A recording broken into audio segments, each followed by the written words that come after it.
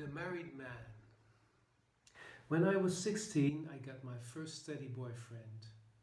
From then on, there was always a fiancé on deck until I, after another goodbye, became a bachelor. At first, I was amused by my new circumstances. I can eat when I wanted to, get up early, go out or stay home. I didn't have to wait until he got home from his running.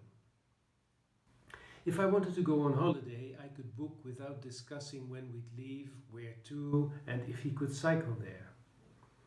No fiancé complaining about my full schedule or my always being on the phone. Life without a man resembled the time after my driving tests. Because there were no more comments from the passenger seat, it felt as if I drove better. I know a lot of women of my age who are bachelors. They just don't describe themselves as such. They say they are single, don't have a man, are divorced. It sounds like there's a lack, like they lost something, a precious part of themselves, or at least the illusion of being permanently connected. They would love to give their heart again, but don't see a suitable candidate. One is too vain, the other too childish, and not one man seems to want to commit. I'm not looking for a relationship, the men say after the first real kiss. Quite a few women get pissed off when hearing that. Then you can go take a hike, they say, and another chance at marriage is gone. It's too bad, since the man's remark doesn't mean much. It's cautionary. If he doesn't stand the test, it won't count. I've never looked for permanent commitment myself, but sometimes it turned out that way. I was happy with fleeting romance. Frankly, in love, except being fond of someone and togetherness, it was for me mostly about sex. To the movies I can go with my neighbor, and my girlfriend is the one I can really chat with. Only kissing can't be done by yourself, and the rest is second prize. Masturbation bores quickly if you don't do the other stuff, something like mustard without a meal. Although you would think otherwise, it's not that easy to get love for one night. Sometimes I didn't kiss anyone for weeks, and that brought me down. The only comfort was my life wasn't so different from that of couples. They don't kiss much. After a few passionate years, the urge to smooch decreases.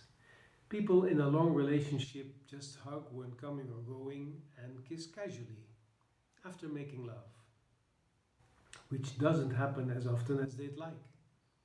They're too busy discussing at what time to have dinner, what to do in the weekend, who's to pick the kids for piano class or football, and who on the way back goes to the dry cleaners and does the shopping. Love doesn't benefit from that, and they start to grow apart. At first they don't realize. He has frictions at work, her father died a few months ago and she has a tough time dealing. Every marriage has its issues. That's the picture they paint themselves until it's too late.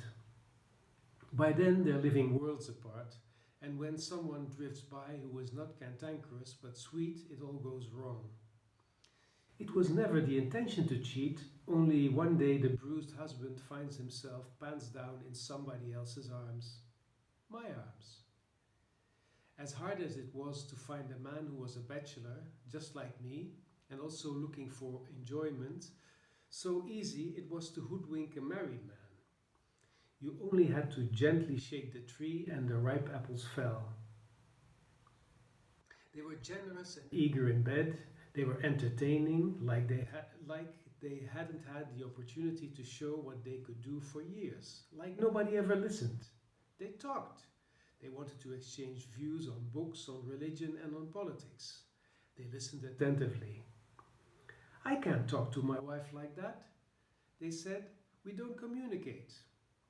That's a shame, I said with feeling, and nestled into the hospitable body. Why is that? From then on, we didn't talk about books or politics, we talked about his wife. Usually, the man had quite a few complaints. She doesn't even know me, one of my lovers shouted. I doubted if that was the case. Most women know their men all too well, only they're not interested anymore. That's smarts. In the beginning, she listened to him. He knew so much and told nice stories. She learned from him, she thought. But one day she decided class was over. She started reading books after her own liking again, have her own opinions, and it came to her the husband wasn't that keen to hear them.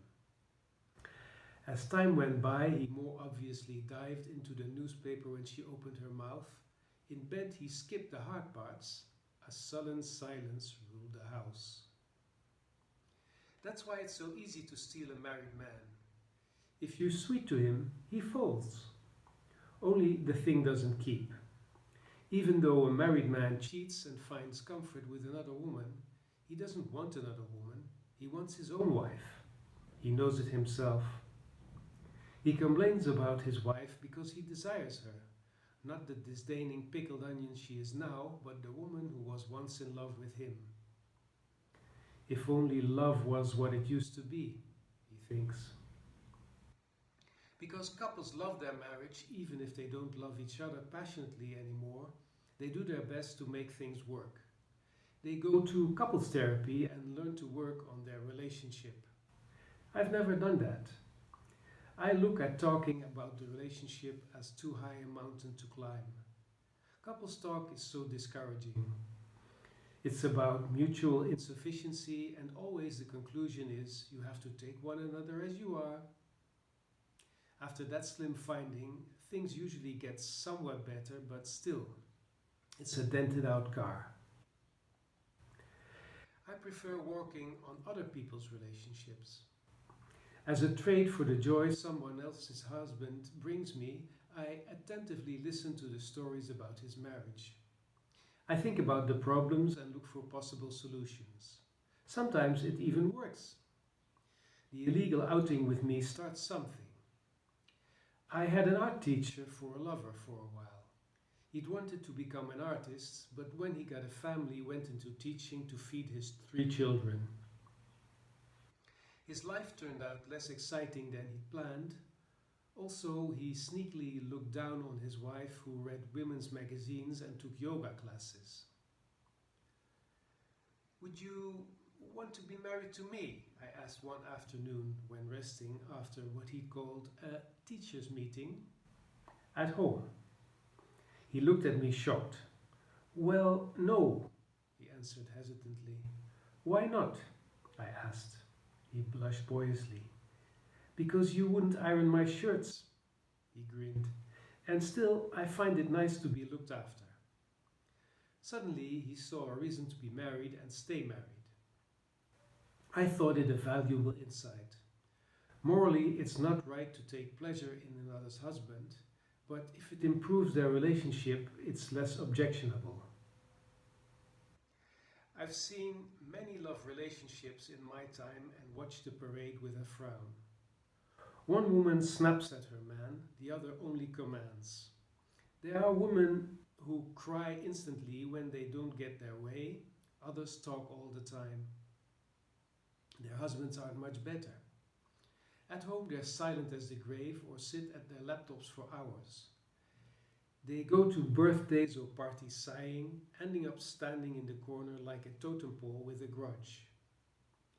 The variations in which lovers can drive each other into desperation seem unending. I had resolved to never fall in love again and make do with lost husbands. My willpower failed, however. After a year and a half, I fell in love again against my better judgment.